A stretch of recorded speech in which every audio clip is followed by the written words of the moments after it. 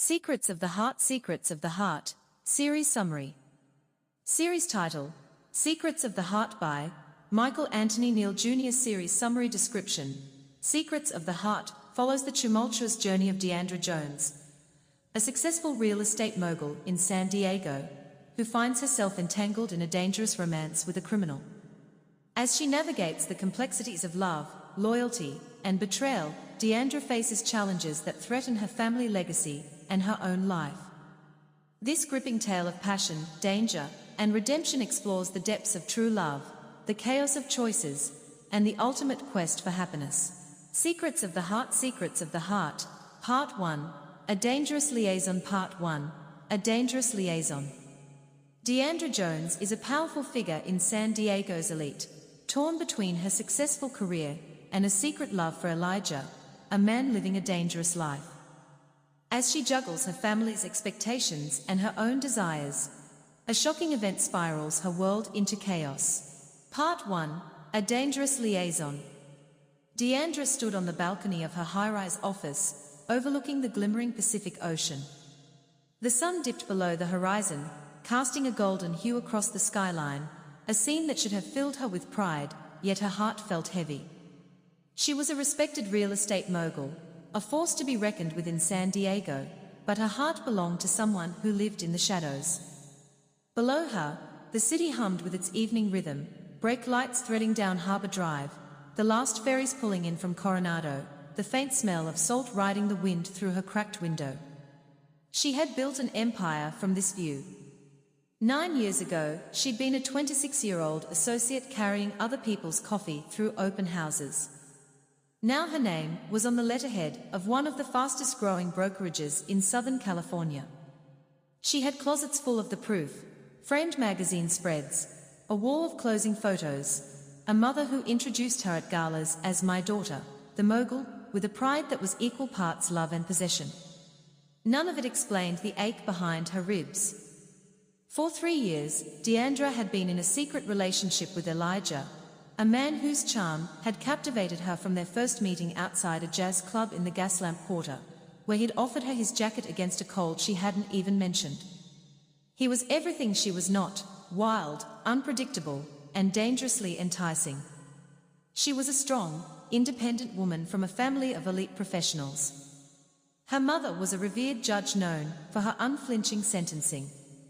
Her father was the county sheriff, whose face had been on campaign signs since Deandra was in middle school.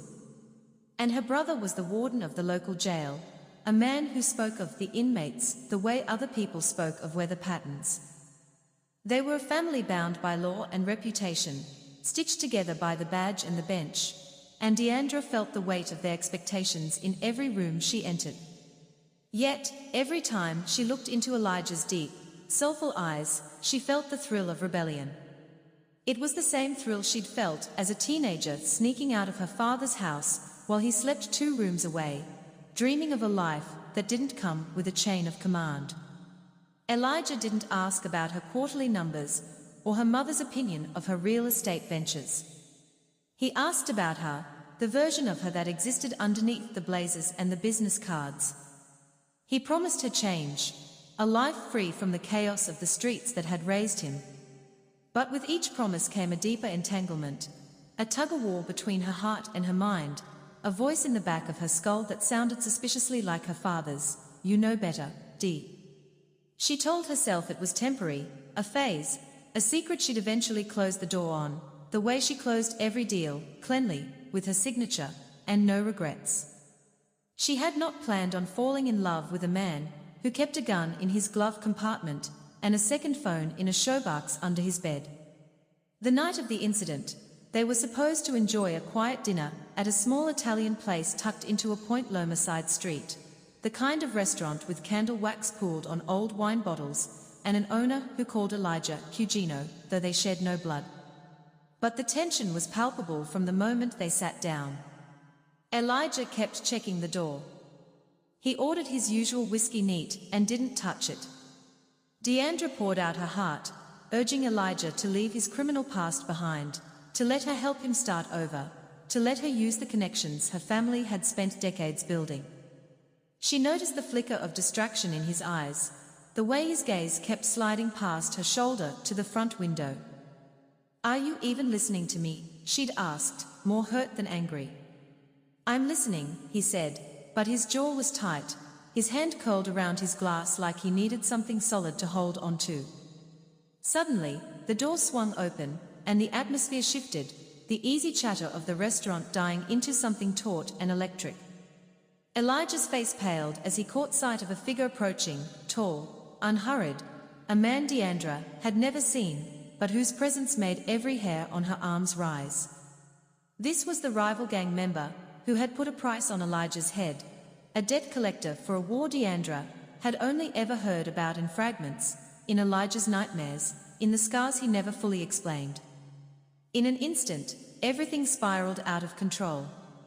Elijah's instincts kicked in, and he lunged forward, shoving Deandra behind him with one arm as he reached for something at his waistband, an action that would change their lives forever. There was shouting, the crash of an overturned table, a woman screaming somewhere near the kitchen. Deandra caught only pieces of it, the glint of metal, Elijah's voice raw and unrecognizable, the owner dragging his wife down behind the bar. By the time it was over, the man was gone, vanished into the dark street, as if he'd never been there at all, and Elijah was pulling Deandra toward the back exit with a grip that bruised. In the chaos that ensued, Deandra's world shattered, and she found herself thrust into a deadly game of survival. She was running through an alley in her heels with a man she suddenly realized she barely knew, her phone buzzing uselessly in her purse with a text from her mother asking if she'd RSVP'd to the County Bar Association dinner. She would remember, later, that it was the last ordinary question anyone would ask her for a very long time.